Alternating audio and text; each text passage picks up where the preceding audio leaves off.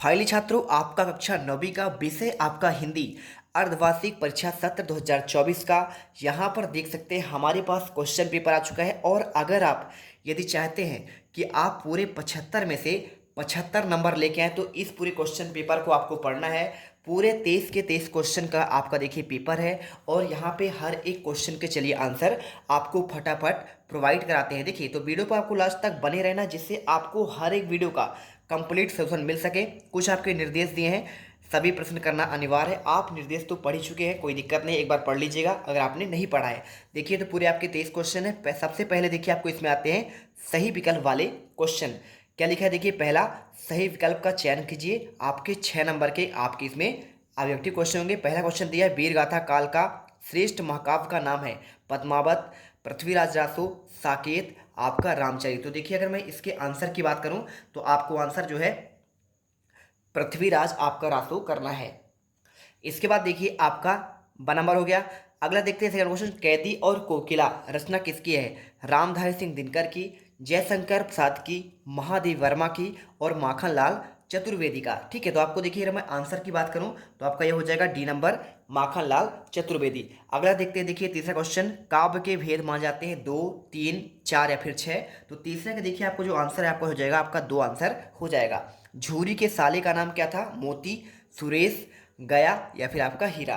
तो यहाँ पे देखिए प्यारे रसगुल्लो, आपका जो इसका आंसर होगा चौथी का आंसर आपको इसमें गया करना है। ठीक है, अगला देखते हैं देखिए क्या दिया गया है, थोड़ा सा जूम कर लेते हैं जिससे आपको क्लियर समझ में आए। देखिए आपका दिया है विचार विनिमय के माध्यम कहते हैं भाषा, शब्द, क्रिया और आपका वाक्य। तो देखिए अगर मैं पांचवें के आंसर की बात करूं तो आपको यहाँ पे आपको निकल कर आंसर आएगा आपका भाषा।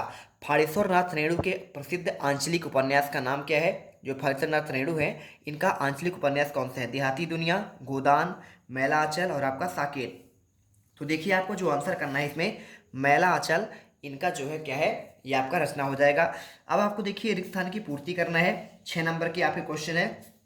तो अगर आप जीत मिडिल क्लास पर पहली बार विजिट कर रहे हैं तो वीडियो को दिल से लाइक कर दीजिएगा, क्योंकि आपके लिए जीत मिडिल क्लास लगातार यहाँ पे क्या है, प्रयास कर रहा है। इसके बाद देखिए आपको यहाँ पे अगर आपको चाहिए पूरा पीडीएफ विद आपका सोल्यूशन तो आपको इस वीडियो के कमेंट बॉक्स पर आपको जीत क्लासेस इंडिया का एक टेलीग्राम का लिंक दिया है, जाकर जल्दी से आप ज्वाइन कर लीजिएगा। पहला देखिए, कबीर खान बार बार डैश डैश में जन्म लेना चाहते हैं? ब्रज, गोकुल, मथुरा, हरिद्वार। तो देखिए आपको उत्तर करना है यहाँ पे आपका ब्रज गोकुल हो जाएगा। कविता के शाब्दिक अनुशासन का नाम डैश डैश है? छंद, रस या फिर अलंकार। देखिए आपको आंसर की अगर मैं बात करूं तो आपका इसमें छंद आपका आंसर हो जाएगा। ठीक है, अर्थालंकार में चमत्कार तीसरा आपका जो दिया है, अर्थालंकार में चमत्कार डैश डैश कारण होता है पद, अर्थ और आपका शब्द।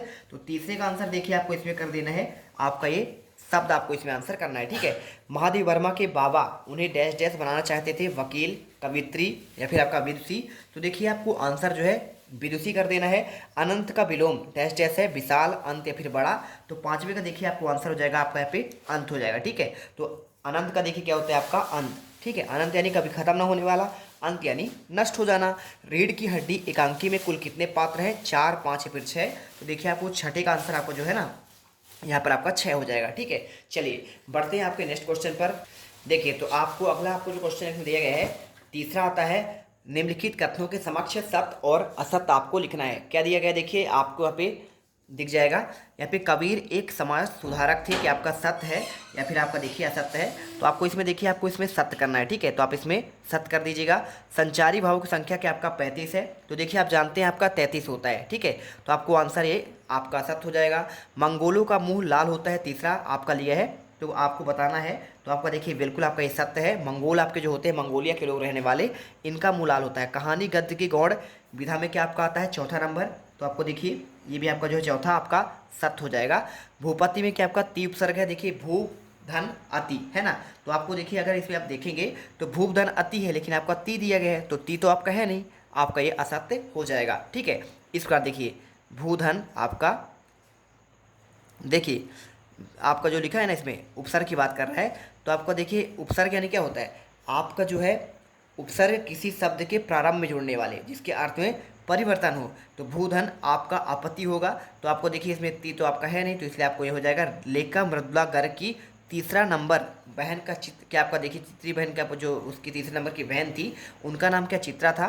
तो आपको इसका अगर मैं आंसर की बात करूं कि आपका सत्य है, तो आपका देखिए आपका बिल्कुल सत्य है। अब देखते हैं आपके सही जोड़ी वाले क्वेश्चन आते हैं। स्तंभ आ में आपको स्तंभ बा में मिलाना है। 6 नंबर क्वेश्चन देखिए, ललहद आपका जो लिखा हुआ है तो इसमें क्या आपका हो जाएगा, इसको मिलाना है आपको। देखिए इसमें ये किसका होगा, देखिए आपका यहाँ पे कश्मीरी कवित्री, ठीक है, आपको यहाँ पे 6 नंबर पे लाना है। सवैया क्या है देखिए, तो सवैया आपका जो है यहाँ पे आप इसमें देख सकते हैं आपका वर्णिक छंद है, ठीक है, इसमें वर्णों की गणना होती है। और आग का तत्सम क्या होता है, तद्भव तत्सम, आग का आपका होता है अग्नि। अब आपका अग्नि कहाँ पे दिया है, देखिए आपको 9 नंबर पे दिया है।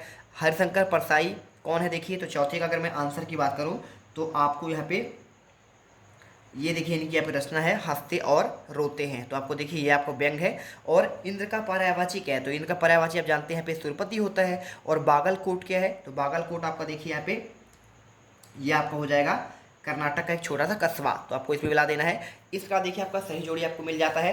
अब आपको देखते हैं 5वां, एक वाक्य में उत्तर देना है। 6 नंबर क्वेश्चन है, गांव में शहरी मेहमान दामाद की तरह सज धज कर कौन आया था, आपको ये बताना पड़ेगा।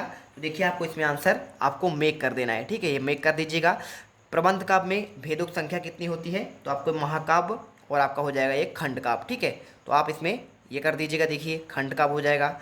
अब इसके बाद देखिए ये आपके दो प्रबंध, आपका प्रबंध के दो आपके ये भेद हो गए, महाकाव्य और खंड काव्य। श्यामाचरण दुबे ने किस विश्वविद्यालय में पीएचडी की उपाधि प्राप्त की थी, तीसरा नंबर क्वेश्चन है, तो आपको इसमें बताना है नागपुर विश्वविद्यालय, तो आप इसमें लिख दीजिएगा नागपुर और इसके बाद आपका विश्वविद्यालय। ये देखिए आपको आंसर मिल गया, ठीक है। अगला देखते हैं, रचना के आधार पर वाक्य के कितने भेद होते हैं, तो आपका देखिए इसमें आपको 3 भेद होते हैं। कौन कौन से देखिए, आपका सरल, एक आपका होता है सरल, और एक आपका होता है संयुक्त होता है, और एक आपका होता है मिश्रित होता है। ये आपके 3 ही भेद तो होते हैं। अगर अर्थ के आधार पर कोई पूछे तो आपका होता है 8 प्रकार के होते हैं। लेखिका मृदुला गर्ग का परदादी ने मंदिर में जाकर क्या मन्नत मांगी थी, आपको बताना है। तो लेखिका ने मृदुला गर्ग की दादी ने यह मन्नत मांगी थी कि लेखिका की माँ को जो पहला बच्चा हो वही लड़की हो, ठीक है, आपको ये उत्तर लिखना था। इसके बाद देखिए आपको जो छठा दिया गया इसमें ये आपका हो गया। इसका आंसर की अगर मैं बात करूँ, चलिए मैं आपको आंसर दिखा देता हूँ। देखिए तो आपको उत्तर आपको जो है यहाँ पे आपको सभी के आंसर आपको ये मिल जाएंगे। ये रहा आपको आंसर, आपको इसमें लिखना है लेखिका मृदुला गर्ग की दादी ने यह मन्नत मांगी थी कि लेखिका की माँ को जो पहला बच्चा हो वह लड़की हो। तो आप इसे देखिए आंसर स्क्रीनशॉट कर लीजिएगा, ये देखिए आपको दिख रहा होगा। इसके बाद आप इसे करने के बाद आगे दिखाता हूँ। चलिए देखते हैं, आपका यहाँ पे लिखा है इस जल में प्रलय में पाठ में बाढ़ के पानी को क्या कहा गया है, तो आपको बताना पड़ेगा इसमें क्या कहा गया है। तो आपका तरल दूध, ठीक है, आप इसे लिख दीजिएगा तरल, इसके बाद आपका दूध, ठीक। इसके बाद देखिए छठा क्वेश्चन, पद साहित्य के इतिहास को कितने कालों में बांटा गया है, ये क्वेश्चन आपसे पूछा गया है। देखिए तो आपको इसका आंसर कैसे करना है, देखिए आपको मैं आंसर यहाँ पर दिखा देता हूँ। ये देखिए छठे का आंसर आपको ये मिल जाएगा।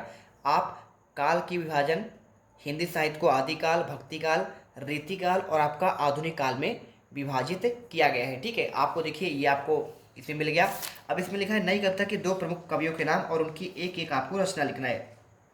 तो इसका आप खुद से कोशिश करिएगा, नहीं बनेगा हम आपको टेलीग्राम में प्रोवाइड करा देंगे। जिस क्वेश्चन को मैं छोड़ रहा हूँ अथवा में उसका आपको टेलीग्राम में मिल जाएगा, ठीक है। तो आके जल्दी से ज्वाइन कर लीजिएगा, पहले आप इसे पढ़ लीजिए। देखिए इसके बाद आपका 7वां सुमित्रानंद पंत या फिर माखन लाल चतुर्वेदी के भाव संदर्भ का आपको लिखना है। तो अगर मैं इसके आंसर की बात करूँ तो आपको देखिए ये मिल जाएगा। ये क्वेश्चन 7वां है। इसमें प्रस्तुत कविता में भाव तथा भाषा दोनों तरफ से अत्यंत आकर्षक होता है। यहाँ प्रकृति का मनमोहक रूप प्रस्तुत किया जाता है, प्रकृति का मानवीकरण भी आपका होता है। तो आप उत्तर कर लीजिएगा। इसके बाद देखिए आपको अथवा का कवित्री ललहत के घर जाने की चाय से क्या तात्पर्य है, इसको मैं छोड़ रहा हूँ। और किस शासन की तुलना तम के प्रभाव से की गई है और क्यों, लता ने बादल रूपी मेहमान को किस तरह देखा और क्यों, ठीक है। तो देखिए आपको आंसर जिसके मैं छोड़ दिया टेलीग्राम मिल जाएगा। अब देखिए 9 का आपका ये देखिए आपको 8वां का दिखा रहा हूँ। 8वें आपको जो है ना इसका देखिए यहाँ तो आपको इसका मिल गया आंसर। ये देखिए तो इसमें आपको पूछा है मरकत से डिब्बे क्यों खुले कहा गया है, तो इसका मैं आंसर दे रहा हूँ। देखिए आपका मरकत के खुले डिब्बे से सब कुछ साफ साफ दिखता है। मरकत के हरे रंग की तुलना गांव की हरियाली से की गई है। गांव का वातावरण भी मरकत के खुले डिब्बे के समान भरा होता है और खुला खुला सा लगता है, इसलिए गाँव को मरकत का डिब्बा कहा गया है। 9वें का देखिए आपको यहाँ पे आंसर मिल जाएगा, किस शासन में तुलना तम के प्रभाव से की गई है, तो इसका आंसर देखिए अंग्रेजों शासन की तुलना कभी, यहाँ पे देखिए ये रहा आंसर, ठीक है, कभी ने अंधकार के प्रभाव से की गई है क्योंकि अंग्रेजी सरकार की कार्यप्रणाली में अंधकार की तरह काली थी और आपका देखिए पूरा आपको आंसर करना है, ठीक है, ये आपको मिलेगा। अब इसके बाद देखिए आपको जो नेक्स्ट क्वेश्चन है आपका 10वां, इसे पूछा गया है सवैया छंद की आपका परिभाषा पूछा गया है, या फिर आपका पंडित जगन्नाथ के अनुसार काव्य की परिभाषा बतानी है। तो अगर मैं इसके आंसर की बात करूं देखिए तो आपको मिल जाएगा सवैया एक आपका छंद है, यह 4 चरणों में समापन होता है और वर्णिक वृत्तों में 22 से 26 अक्षर के चरण वाले आपके ये होते हैं। इसे देखिए पूरा आंसर कर लीजिएगा। और अगर आपने यहाँ पे आंसर करना देखा हो आपका ये रहा आपका देखिए 7वें का आंसर, ठीक है। तो आप एक बार देख लो सभी का आंसर। और इसके बाद देखिए आपको इसका आंसर तो मैंने आपको दे ही दिया है। क्वेश्चन देखिए अब आपको जो आता है 11वां, महाकाव्य और अखंड काव्य में 2 अंतर। तो देखिए इसमें आपको पूछा गया है अंतर, तो देखिए आपको ये मिल जाएगा। महाकाव्य का कलेवर जो है आपका विस्तृत होता है, ठीक है, और खंड का आपका आकार आपका सीमित होता है। महाकाव्य में जीवन का समग्र रूपेण आपका देखिए अंकन होता है, जबकि खंड काव्य में जीवन किसी एक भाग का यहाँ पे चित्रण होता है। महाकाव्य में श्रृंगार, वीर और शांत रस होते हैं, और जबकि खंड काव्य में अनेक रूप से आपके अग्रसर होते हैं। तो ये उत्तर कर लीजिएगा। अब देखिए क्वेश्चन आपका जो 12वां दिया है, गद्य और पद विधाओं के आपके नाम लिखिए। व्यंग विधा का समान परिचय पूछा गया है। 13वां में देखिए आपको मुंशी प्रेमचंद और महादेवी वर्मा की कोई आपको 2 रचनाएं पूछे गए हैं। इसी के साथ देखिए आपको यहाँ पे किन घटनाओं से पता चलता है कि मोती ने देखिए मोती में गहरी दोस्ती हो गई थी। 2 बैलों कथा का आपको आधार लिखना है। 15 क्वेश्चन दिए है सलीम अली पक्षी कैसे बने। लेखा महादेव वर्मा ने मेरे बचपन के दिन में पाठ में अपनी माँ के किन किन विशेषताओं का वर्णन किया है। मुहावरे का अर्थ पूछा है देखिए 16वें में 70 देखिए। तो ये आपके सभी क्वेश्चन जो है ना आपको मैं नेक्स्ट वीडियो में आपको प्रोवाइड कराऊंगा, ठीक है, क्योंकि वीडियो आपका लंबी हो रहा है। तो आपको जो है पूरे 23 के 23 क्वेश्चन के आपको जो आंसर है यहाँ पे आपको अगले वीडियो पर मिल जाएंगे। उसके लिए वेट करना, वीडियो को लाइक कर देना, चैनल को सब्सक्राइब करके बेल आइकन दबा लेना। जैसे वीडियो आए आपको नोटिफिकेशन मिल जाना चाहिए। बिल्कुल आपको टॉपर हम बना देंगे। मिलते हैं नेक्स्ट वीडियो पर। जय हिंद, जय भारत।